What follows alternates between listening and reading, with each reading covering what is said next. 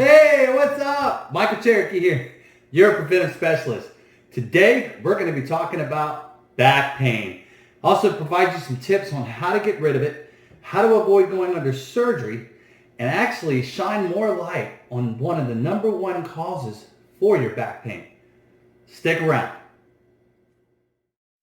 I never made it, but I know what it takes. I'm motivated by a mix of emotion.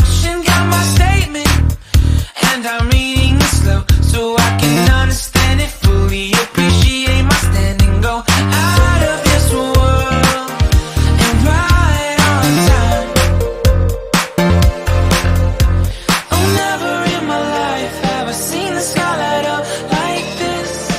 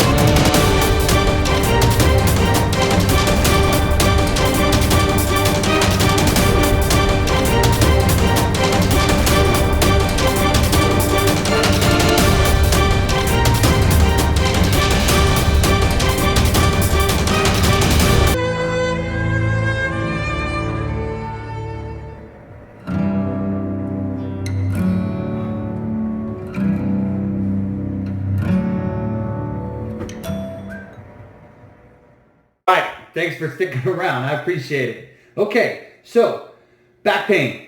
There is probably a lot of clients that I've seen in the past that have back pain. In fact, there's a number of Americans today living with back pain on a day-to-day basis. Many of them do not even realize how they've caused their back pain. And it'd be shocking to know some of the little things that happen throughout your day-to-day, little things that you don't pay attention to that actually are causing your back pain. Back pain is not something that just happens overnight, because if it did, if you woke up the next morning and all of a sudden, bam, you have back pain, then you could probably relate it to something you did the day before or maybe a couple of days earlier if you injured it. The kind of back pain that I'm talking about is not something associated with an injury. It's not something that, you were playing sports or you're outside playing with the kids and you threw your back out, although there is probably definitely a reason why that's happened, because if your back is more susceptible to injury, it could also mean other things too. So today what I'm going to do is I'm going to shine light on back pain. I'm actually going to provide you with a number of tips to help you understand how the back pain problem is becoming a problem today, and a lot of people, including clients that I've had to deal with, have gone to the doctor, they've had surgery, and then to still have the same problems.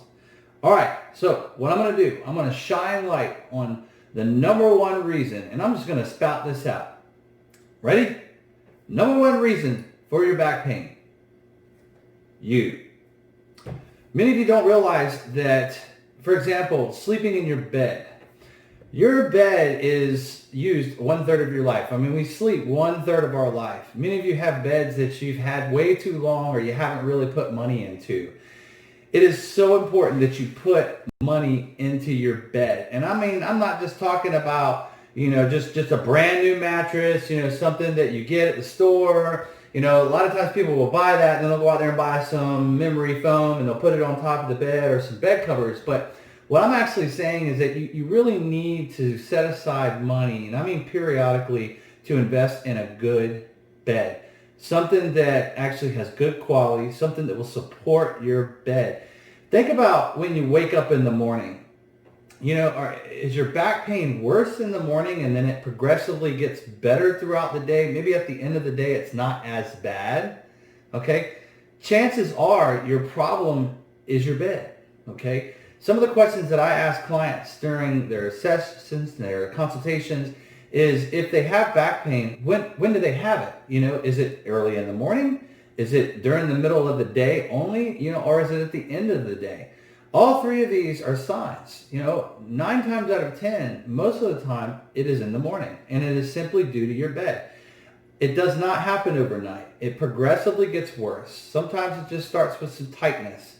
And then before you know it, you're waking up, you got a twinge of pain back there, and as you continue your day, it starts to wear off. So many people just go about their day-to-day lives just forgetting about the back pain because it might go away. Others might be popping pain pills, and then an extensive amount of time goes by, and before you know it, you realize you've been taking pain pills or the over-the-counter Tylenol or ibuprofen for X amount of months, sometimes years, before you realize, wow, I'm still taking medication for this back pain.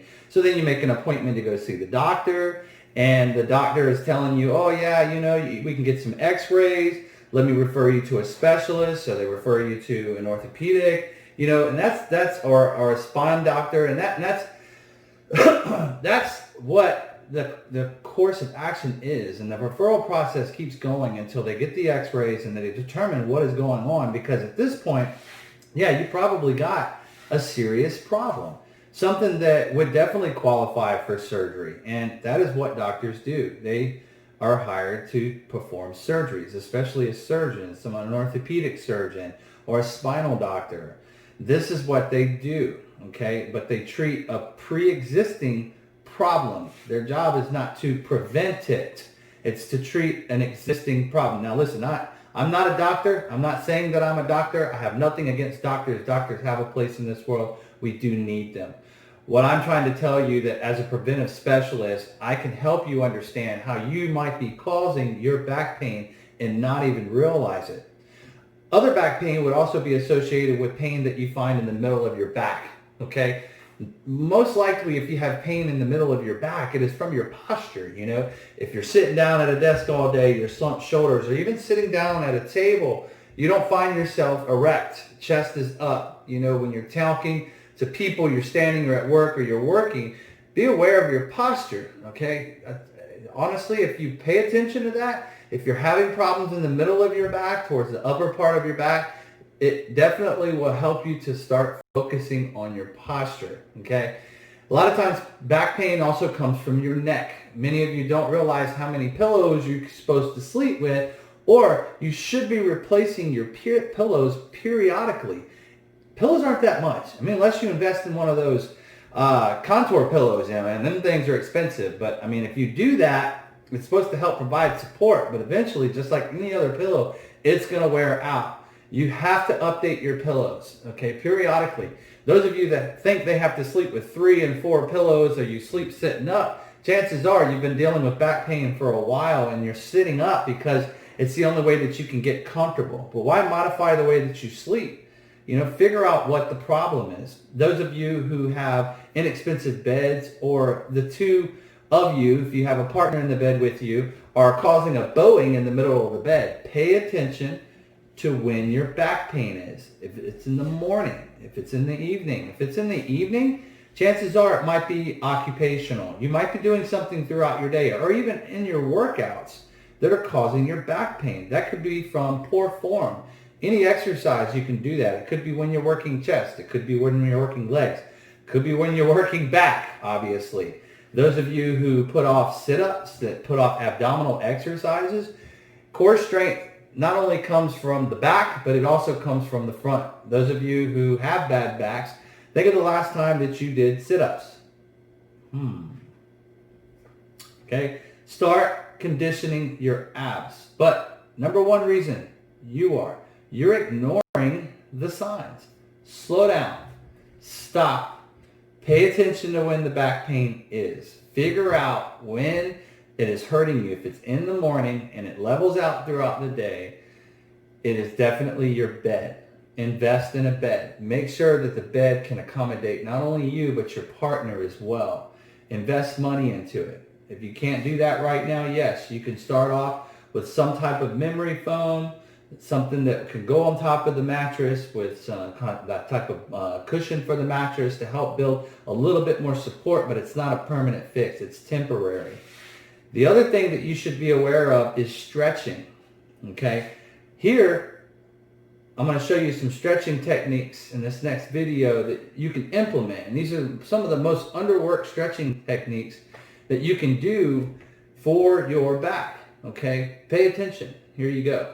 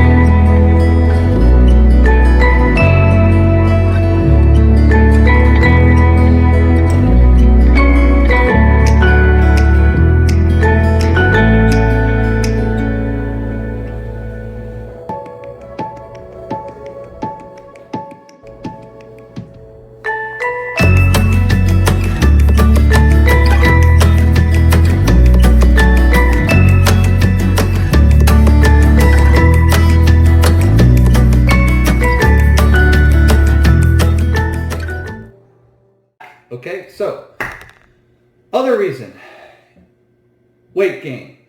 If you are overweight, chances of your back pain being contributed to you being overweight are definitely a factor.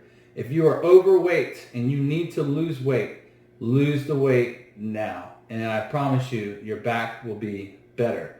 Our skeletal muscles and systems are not designed to support the type of weight that us as Americans or the rest of the world who are overweight are capable of holding. Although our bodies tend to put on a significant amount of muscle, when we gain weight, it's still not designed to support it on our bones. We need to pay attention to that. If we are overweight, you need to start losing weight now, okay? If you're not exercising periodically, your muscles atrophy over time. It's not just age that causes your muscles to atrophy. Us as humans, we are designed to stay moving. You need to move as often as you can. You need to have an exercise routine or some type of routine at the gym or at home to stay active, to continuously condition your body. You need to make sure that you are keeping up with your core strength, okay? In some of these videos I'll be showing you, these are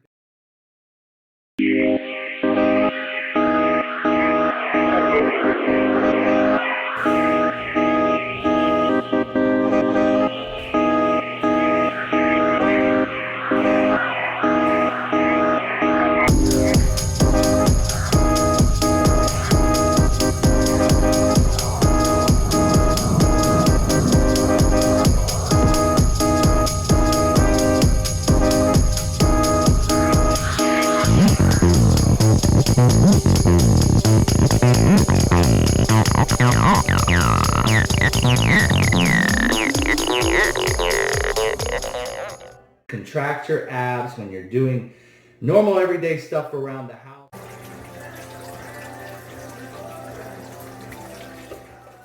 Actually approaching some abdominal exercises holding your navel towards your spinal cord and contracting your abdominals for 20 to 30 seconds at a time.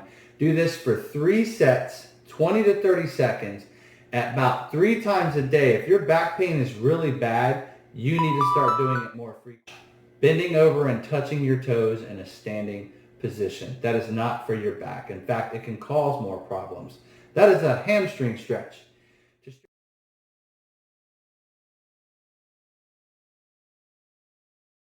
Reach for your toes. If you feel too much stretch in your hamstrings, you need to bend your legs more and pull with your hands on your toes or your feet until you feel that stretch in your lower back, and hold that position for 20 to 30 seconds for the first round. After that, you're going to do a right over left with an arm crossing over the opposing knee and reach behind your back. As you do, you need to dip the shoulder that is holding the knee down to the floor and twisting your opposing shoulder away. So you're feeling the stretch in your lower lumbar. Repeat that for the other side. Left over right. Right arm over right, left knee. Stretch, pull, dip your right shoulder. Pull until that lower back feels that stretch. Okay? Now, repeat that process again. You need to do this exercise at least 2 to 3 times a day at 2 sets apiece. On the second round, you need to try to pull and stretch further on your lower back. If you're pulling to a point where the pain in your lower back starts to dissipate and go away, you're doing it right. The same thing would apply when you twist and do a right over left or a left over right. You need to repeat this routine periodically. Another thing that causes back pain, shoes. Shoe support. Make sure you're investing in good shoes. You need to put money into your shoes. Can't keep buying cheap shoes that you buy at the cheap shoe store. Okay, you got to have something with support. Okay? Also, make sure you truly know what you're doing at the gym or at home when you are exercising. Be aware of your form. It is important that you are using mirrors at the gym, and if you don't have them at home, you need to pay attention to how you're doing your form. Get some mirrors. Watch your form. Watch videos. Ask experts. Ask myself to make sure if you're performing certain exercises correctly so you're not causing further damage. If you approach every suggestion that I've given you today, you should start feeling better in the first week or 2. That is how obvious that the problem is with you, because you just have not approached it. And most of the time, back pain is ongoing because those of us that just keep putting it off or keep ignoring the signs or ignoring the pain, hoping one day it'll go away, and before you know it, it's years later, and the problem is so bad you require surgery. Okay? Also, here's a shout out for all the chiropractors out there. Chiropractors know their stuff. Find a good chiropractor. Go to a chiropractor. They will provide x-rays for you. They will put you on a table. They will help you understand what is out of alignment. It is important that maybe you get a spouse while you're at home. Lay on a bed, allow your feet to hang over the bed, and get your spouse to see if you have a longer leg than the other. These are all signs, neck pain that radiates in the back of your head, not tension headaches. But neck pain that radiates in the back of your head is also a sign. It's a domino effect. Whenever there's something going on the neck, eventually it'll work its way down to your back. And once it happens, it can cause a chain reaction down to your sciatic nerve. Sciatic nerve means you have compression on your back. If you allow this to go on and go on and go on and go on and keep on bothering you, it will get worse. Okay? Those of you that are sedentary, start getting up and moving around. Start doing things around the house. Perform abdominal exercises. Okay? It is so important. Guys, thank you for visiting. If you got any questions or comments below in the video, let me know. I'd love to help. If you haven't done so already, like and subscribe. All right, guys. I'll see you again tomorrow.